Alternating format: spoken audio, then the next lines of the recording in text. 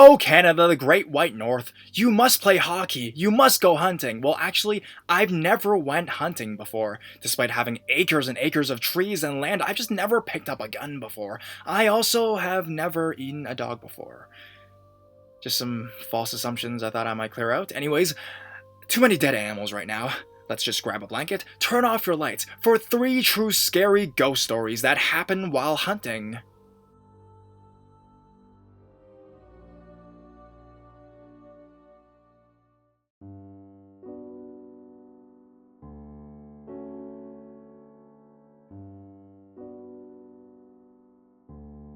The hunt.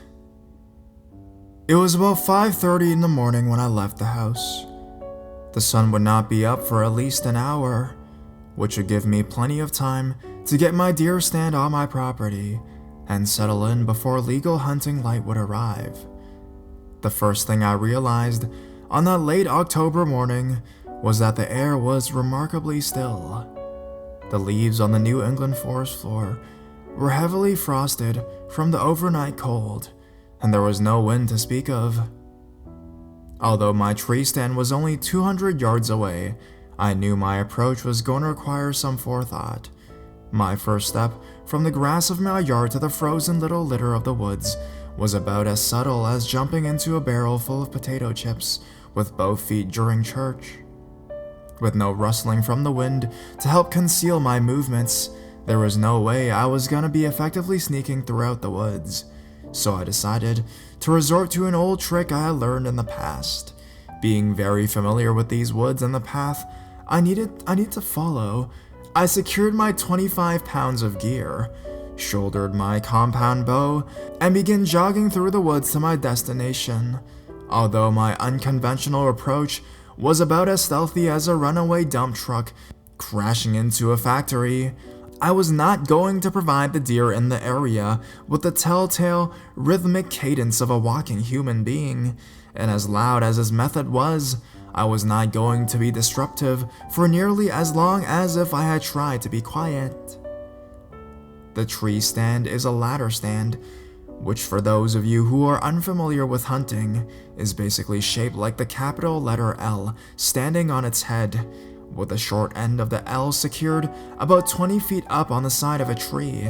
The long leg of the L is a ladder, and the short leg is a platform with a seat. I stood at the bottom of the stand for several minutes before allowing myself to catch my breath, and then quietly climbed the ladder, hauled up my gear, secured my safety harness, and settled in, finally allowing the woods some quiet. Within about 10 minutes, the woods slowly began to come to life. I could hear small, unknown, unseen animals rustling through the leaves below, and heard a couple of clucks and cuts from a group of roosted wild turkeys in some hardwood treetops a short distance away. Confident my ass over tea kettle assault had worked, I readied my gear and prepared for sunrise. After a few minutes of listening, I heard the crunch of a heavy but seemingly cautious footfall to my left. 10 seconds later, it was followed by another, then another. The cadence was immediately identifiable. Great, I thought. I had taken the effort, albeit unconventionally, to try to mask my two-legged noises, just to leave another hunter walk right up to see my tree stand and notify the forest that the humans are in the house. Curiously, this person was approaching me from the east, the direction of my house. No one else in my family hunts, and if there was an emergency at home, my teenagers know where the tree stand is and would have shouted to get my attention. More than a little bit peeved about potentially having the opening moments of my hunt ruined, and also having someone hunting so close to our house without permission, I stood up in my stand, contemplating my impending diatribe. A very faint glow of color had started to show as my part of the earth turned towards the sun, but beneath the canopy of the forest, the world remained pitch black. The hunter's approach was slow, but seemingly deliberate, and I began to think that this person was actually coming to use my stand. Giving them the benefit of the doubt that they would just continue past me, I kept silent as the footfalls neared. At what I would guess to be approximately 15 yards away, the hunter stopped. After a few moments, I presumed they must be checking a compass to get their bearings or something, but I saw no flashlight. Still completely surrounded by darkness, I waited for their next move. 5 more minutes passed, and then 10. No sound, no movement. Increasingly agitated, I realized that it was decision time. I decided it was time to alert this bonehead that not only was he or she ruining my hunt on my land, but they were also in close proximity to angry men with several pointy sticks. Just as I opened my mouth to shut, I heard the crunching of frozen leaves and the crackling of breaking branches a short distance away from me to my right, in the opposite direction of the hunter. Having spent a large part of my life in the woods, it was obvious to me that this was a large, four-legged animal approaching rapidly, its approach somewhat haphazard, as if it had been scared by possibly yet another hunter. I turned towards the noise and expected the deer to break into view. Just as it neared the break in the brush near my stand, it froze. Although I had the benefit of its approach to pinpoint its location, which now was probably only 10 yards away, there was still too much cover between us for me to see the deer in the early morning darkness. Well, this is interesting, I thought. The other hunter had to have heard the deer's approach just as clearly as I did, so I did not expect him or her to move. Had the deer stopped because it had smelled or otherwise sensed the humans it had stumbled into? I don't know, but I did know now, as the sun actually broke over the horizon, that it was too close for me not to get a look at it before it departed. The second ticked as the sun slowly made its entrance, illuminating the woods, making unrecognizable shapes into the familiar trees, boulders, and terrain features I knew intimately. I strained in the direction of the deer, sensing it, but not quite hearing it or seeing it. The underbrush too dense to penetrate with my eyes. I caught a faint silver of what appeared to be a white fur through the branches and craned my neck to try and get a better look, but it disappeared as quickly as it appeared. Just as I shifted, the deer growled at me, a very low, guttural growl. This, my friends, was a true what the fuck moment. This is not a deer. My mind quickly began processing what this animal could be. Fox? Way too big? Coyote? Still too big? Bear? Too quick? I pulled an arrow from my quiver and readied my bow. Seconds felt like hours, knees knocked, bladders weakened, bowels loosened. All I knew was whatever it was not something I was hunting for, but it knew where I was and was waiting for either its chance to attack or escape. The sun broke its full spherical shape. I have to presume I did not see it because it was behind me and I was not turning away from the animal lurking somewhere in front of me. As the sun rose, I began to be able to see portions of the forest floor as the light reached it. The woods in front of me took shape and then color as I motionlessly waited. The thicket where the animal stood was now completely visible. I could see every branch, twig, leaf, but I could not see it. I stood this way for about 30 minutes, straining to see this beast, occasionally glancing over my shoulder to try to make out the hunter and what he or she was doing. A few minutes later, I heard a few leaves rustle and a squirrel hopped into view. Not moving, I tracked it with my eyes as it made its way through the thicket right in front of me, right where the animal was standing, and out the other side. I relaxed a bit, quite confused. There was no way the squirrel would have gone through that thicket with a predator within. As seconds ticked by, I relaxed incrementally. Okay, so it is gone, but where and how did it go? I turned in the direction of the hunter. Hello? I timidly called out.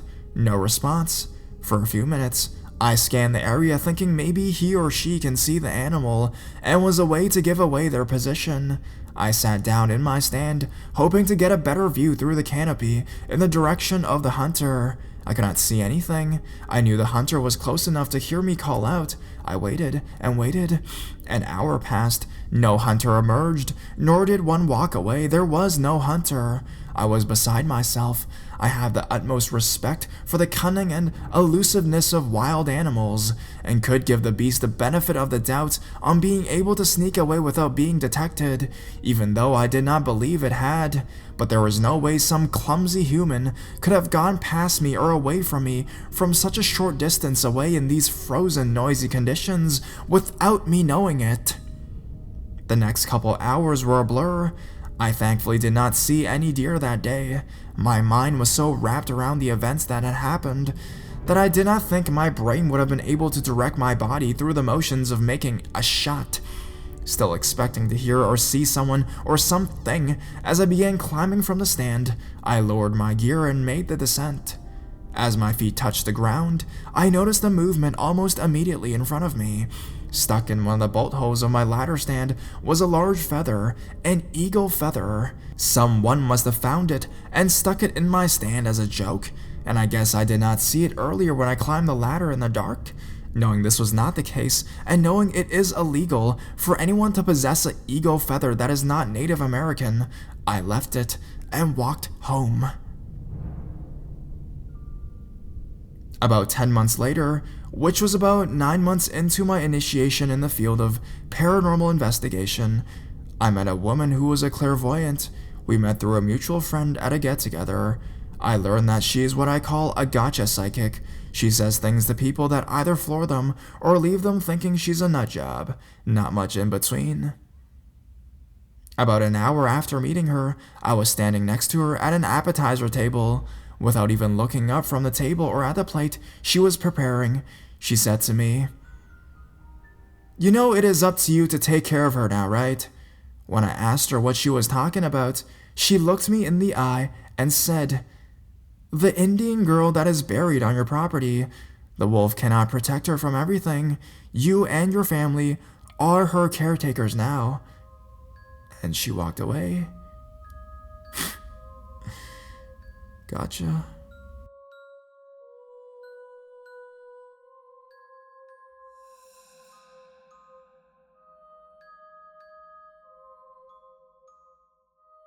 Hunting camp. Here is some background information about me. I was born and raised in the South. Hunting, fishing, and being outside is what I'm all about. I've been lost alone in woods, and I've been in places that, if one would allow it to happen, would scare anyone. 1986. Woods around Tignall, Georgia. I was at a hunting camp with some friends. I had spotted a nice area that had been clear-cut 3 or 4 years ago. The undergrowth was about head-high and thick as could be. Perfect place for deer to hide. My companions told me that they had hunted the area before but to no avail. I thought it was perfect. I drove my truck up the service road to the end of the clear cut where the big trees overlooked. I carried a portable deer stand to a nice strong tree and climbed up. On the way to the stand, I passed an old foundation and still standing chimney of a very old house, pre-Civil War, I guess. I sat up in the tree for hours, no sign of anything. I looked at the old chimney, and there was a man in a dark jacket looking at me. Although I had permission to hunt the land, I decided to make contact and make sure I wasn't on someone else's property. I waved at him. He did nothing. I climbed down and walked over. No one there. I went back up tree. He was back. On my third trip back down, I yelled at him. He didn't move. I broke a fundamental law of hunting. I zeroed in on the man with my scope. He was wearing a plain jacket and pants. I could only see his beard. Now really ticked off, I went back down, climbed over the chimney, and looked at some landmarks I found with a scope. An old bucket near chimney, a tree with 2 busted limbs. These landmarks were directly behind the man. Once again I climbed down, walked over the chimney and examined the ground. No footprints except mine. Now, I was scared and mad. I thought some of my buddies were screwing with me. I checked all around the old foundation and surrounding area. Nothing. I decided to get the heck out of there. I went back to my tree to get my tree stand and took another look. Sure enough, he was there. I then did something I had never done. I put a round from a 30-06 rifle right above his head. He didn't even blink. I knew then something was very wrong. I repeated the shot, but this time right at his feet. Same result. By that time, I was ready to go. On my way past that old house, I saw where my bullet had hit the ground and where the other had hit the chimney. All I wanted to do was go. I did in a hurry. I got to my truck and got the heck out of there. As I was driving up the service road, I was shaking. I stopped and thought about the whole morning. Why were there no birds? How come I didn't see any sign of deer, rabbit, squirrels, or any other woodland creatures there? When I got to the main road, I saw an old black man working his garden. I stopped and asked him about the land I was just on. He laughed at me for hunting that land. "Ain't nothing lives down that road but trees." He added that during the Civil War, a whole family was killed by a stranger who was never caught, or at least that is what his grandpa told him. All he knew was that it was a waste of time to hunt anything down in those woods. I went back to the deer camp and lodge, quietly packed my stuff, and left without saying a word. I never told this story for the ridicule the guys would have given me, but every now and then I have a dream where I'm up in that tree, and the man walks up to the tree. I wake up scared as a baby. I am posting this story to get it off my chest. I have since spent many a night in the woods. Strange sounds abound, but there is always an explanation. I don't look for ghosts or any other things, but that one day will be with me forever. I'm not very computer savvy, so I can't say how I'll respond to comments, but maybe I'll learn something. Thank you, D.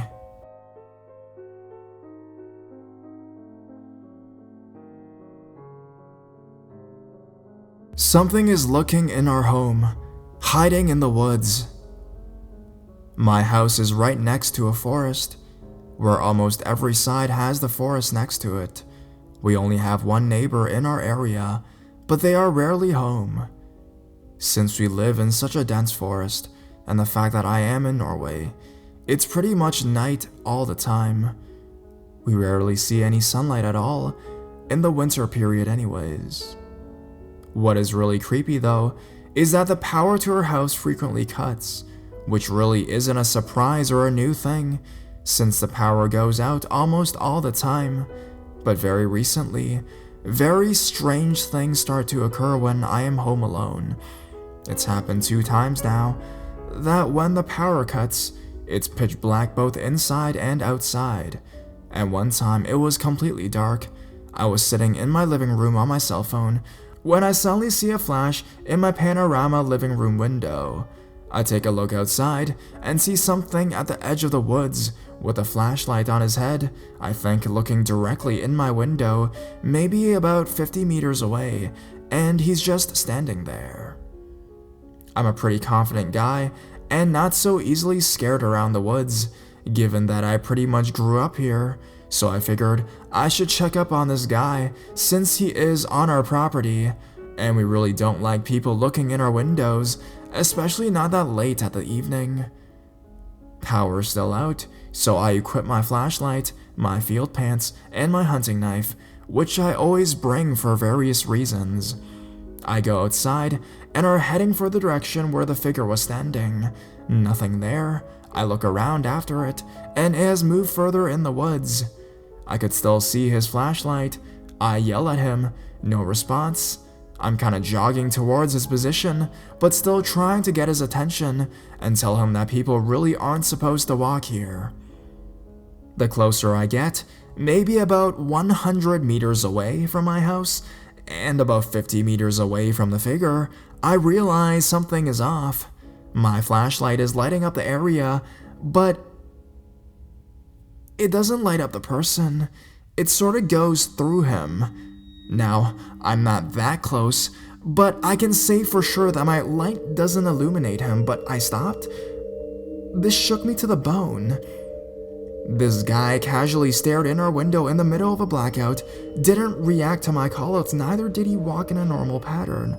His flashlight was almost hovering, and that's when his lights just turned off. He disappeared. It was all pitch black again. The only light I could see was from my own flashlight. Still pretty shaken up, I hurry my way back to the house and find out that both of the main ports in our barn was completely open, and that the floodlight positioned outside was also turned on, which indicated that the power was back. Not really comfortable with the experience I just had, I decided to go to bed with all of the light lit. I had pretty much forgotten about the whole thing when about a year later, about a week from now, the same shit happened again. The power was out, and again I was in my living room when I saw the same fucking flash from my window. I peeked outside and saw the same fucking glow in the woods opening. I then remembered the occurrence last year and I just froze. No way in hell was I going out there again. I locked all the doors, got my flashlight and my knife, and locked myself in my bedroom. The power was back in half an hour or so, and I've never been so afraid as I was that day. I'm not sure who or what the thing was in the woods opening, or why it only appeared when the lights were out, but I'm not sure if I want to know either. The experience didn't make me afraid of the woods either. I still roam it late at night, but I'm more afraid of being inside my house when it's dark. I much rather be out in the forest.